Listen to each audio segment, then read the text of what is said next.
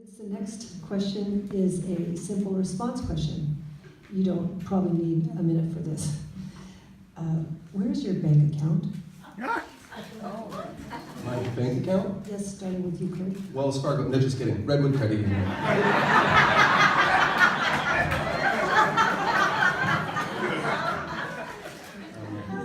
So I like to spread the money around. My personal bank account is at Exchange Bank, but I went with Bank of the West for my campaign account. My business account is with Uncle next door to me, and my personal account is with Redwood Credit Union. My business account are with Exchange Bank, right near me. I love to walk to the bank. And my personal accounts are with Redwood, which I think is the greatest bank I've ever seen in my life. All right, thank you for your personal opinion. Turning to some issue questions, and starting with the most Grangerly question we could think of, agriculture. So Sebastopol has historically been the center of a vibrant but always changing agricultural community. What steps do you think should be taken to preserve that legacy? And Greg, I believe it's your turn to start.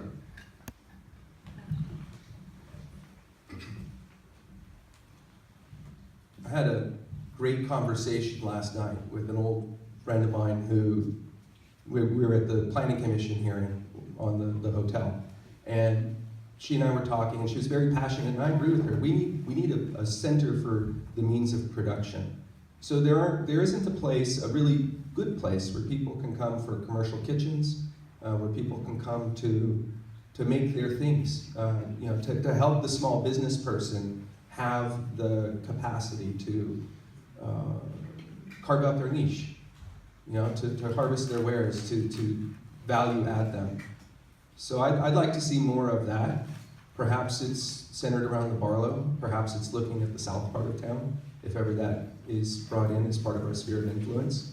But really, without the means of production here locally, when the crisis continues to unfold of this climate chaos that we're experiencing, and we can't afford to ship food from across the globe, we're going to need that here locally, that capacity. Thank you.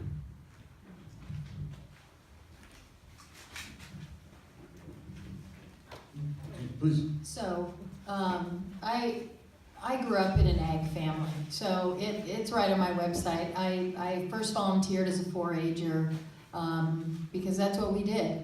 My grandparents had a big ranch, and we grew a big 1-acre vegetable garden, and everybody took a day of watering, and then we all took vegetables from that. It's part of our heritage. It's why I got involved in helping start the farm market in the downtown and helped chair it for the first 3 years. And I worked for the Farmlands Group, helping raise funds to support community separators in 1993. I would love to see a wholesale market, possibly in Sebastopol, where people that produce all kinds of things could come, maybe the same way florists go down to San Francisco and buy flowers. People could come up here and buy the things we produce here in Sebastopol in the West County. And so that could help go back to San Francisco to restaurants and be served, and it would be a real positive for the small farmers that are trying to sell. They just have a stand, and we know where it is in town. It's right in my neighborhood, right out in the side of their, by the side of the street. And she can't do much business out there. I can't imagine. It'd be better to do another idea. Well, Sebastopol is normally and is historically known for apples. In fact, my shop is called Apple Cobbler. It's kind of a play on words. And I think that we've lost some of that. I remember in the early years, people used to come to me with their apple bags to be repaired that had been used for years and years and years, and had little holes torn out, and I'd sewn up canvas hand-picking apples. So I think that it would be nice if we could identify with apples again, because the apples around here are so nice. So in order to preserve that, I would recommend that everybody drinks more apple juice, more apple pie,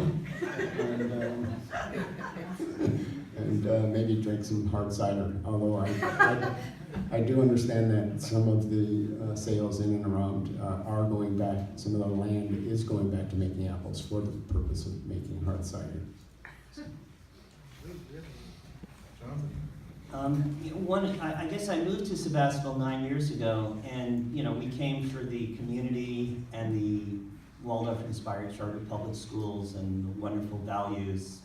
And I didn't realize how great the farming would be. When the 360 challenge came around, like 6 years ago or so, I tore out my lawn. I just have 1/7 of an acre, but I put in like 7 big planter boxes. 2 years ago, I planted trees as well. I grow all of my vegetables for my kids and myself. We have kale 365 days a year. And I had a farm, I had a little garden plot up in New York, upstate, and I thought everyone in the world,